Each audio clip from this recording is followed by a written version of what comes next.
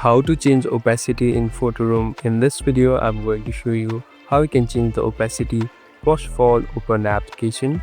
Now here in your home page, here on the bottom you can see this plus icon. Simply tap on this plus icon.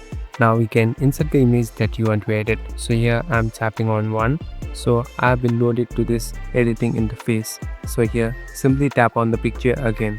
Now here on the bottom, if you slowly scroll down, here you'll be able to see different tools available.